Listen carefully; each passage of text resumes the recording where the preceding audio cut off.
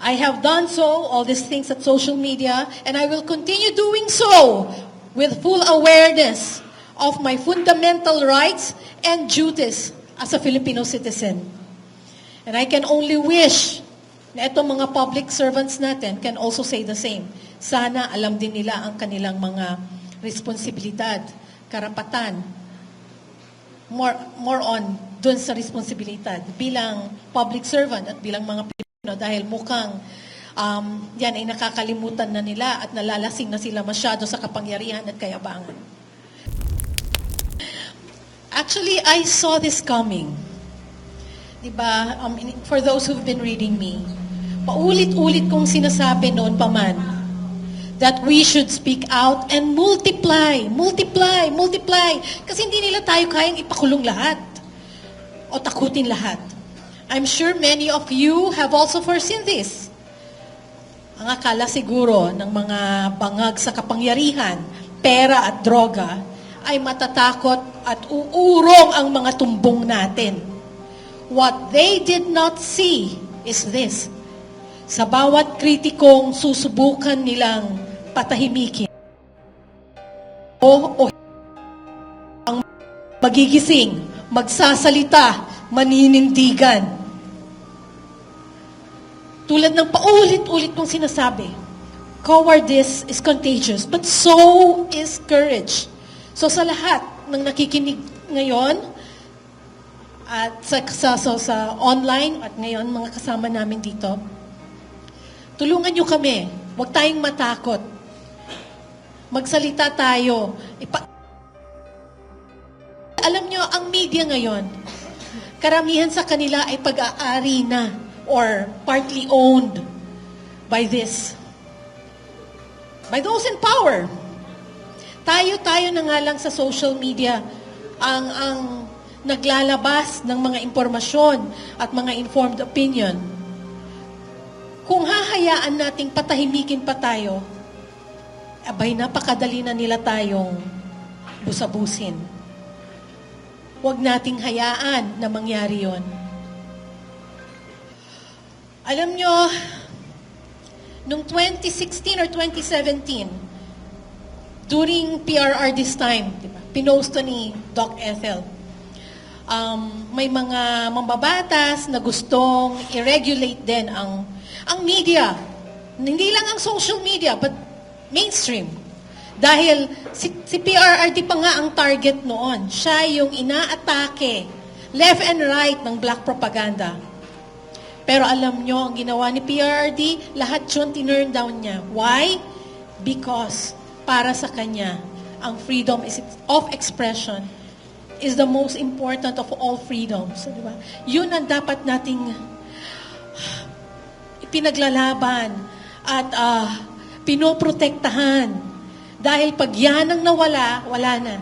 Kaliwat kanan na ang korupsyon, ang injustice. Ang ganda ng foresight ni PRRD. Hindi lang niya inisip yung panahon niya na okay, sige, i-regulate niyo yan para hindi ako tirahin. No. Hinayaan lang niyang atakihin siya. Kasi alam niya, by the time na wala na siya sa pwesto at may ganitong pangyayari,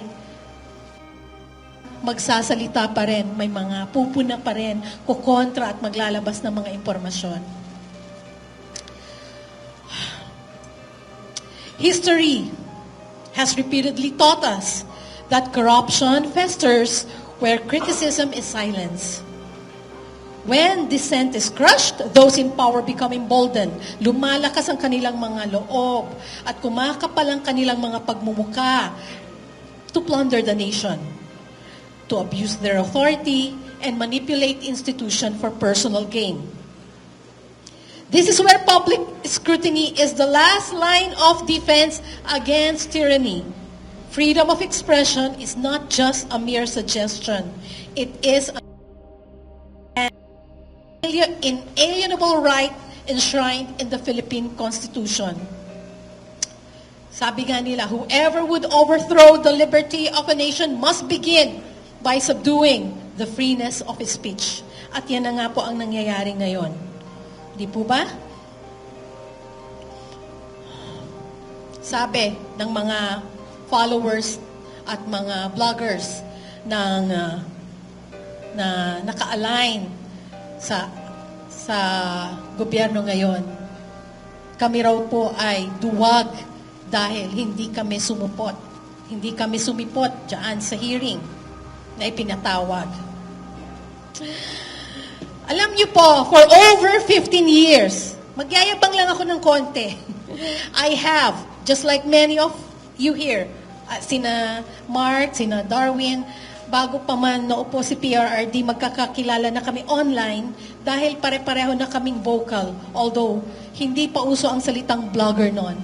And I think pare-pareho rin kami na hindi namin naman talaga gusto na tawagin kami or label na vlogger. Because guys, may mga trabaho kami, may mga profession kami.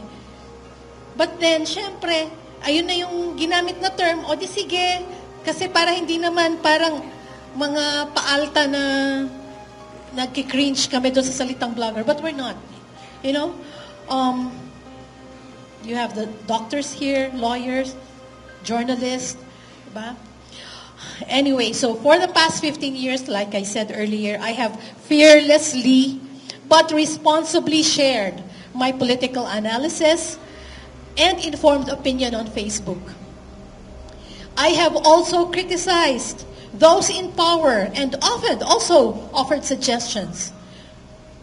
Si Pinoy, even si PRRD na kahit sinusuportahan namin, ay paminsan-minsan din naming pinupuna. Diba? Wala ni isa man sa kanila. Kahit gaano pa kami ka-harsh minsan ng mga panahon na yon, ang umatake sa amin o nagpatawag sa amin o nanakot sa amin. I have done so, all these things at social media, and I will continue doing so with full awareness of my fundamental rights and duties as a Filipino citizen. And I can only wish na itong mga public servants natin can also say the same. Sana alam din nila ang kanilang mga responsibilidad, karapatan, more on dun sa responsibilidad bilang public servant at bilang mga Pilipino dahil mukhang yan ay nakakalimutan na nila at nalalasing na sila masyado sa kapangyarihan at kayabangan.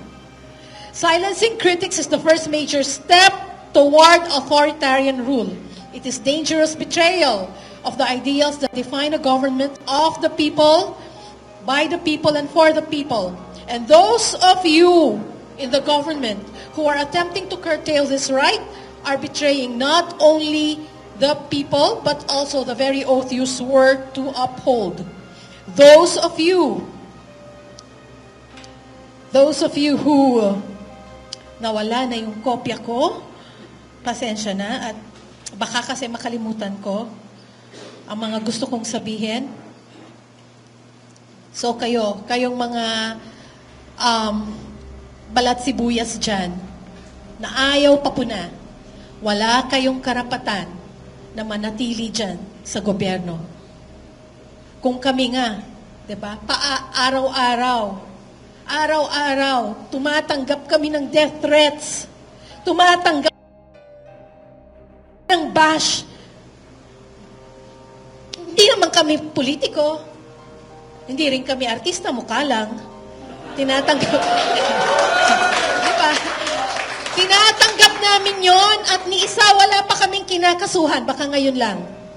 At hindi mga ordinaryong bashers ang gusto namin kasuhan, kundi yung mga gustong magpatigil or sumikil ng aming karapatang magsalita. Sa akin, okay lang, i-bash nyo ko araw-araw, walang problema. Dahil nire-respeto nyo na magsalita gaano man kayo katanga. Ang hindi ko lang matatanggap ay ang patahimikin nyo kami.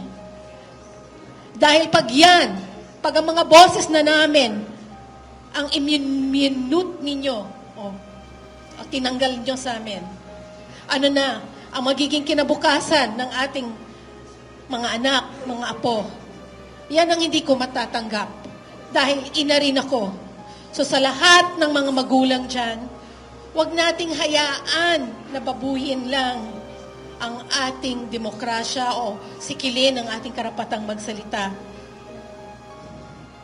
Hindi karuwagan ang hindi pagpunta o ang hindi hayaang ang hindi pagpasok sa patibong. Hindi po yun karuwagan.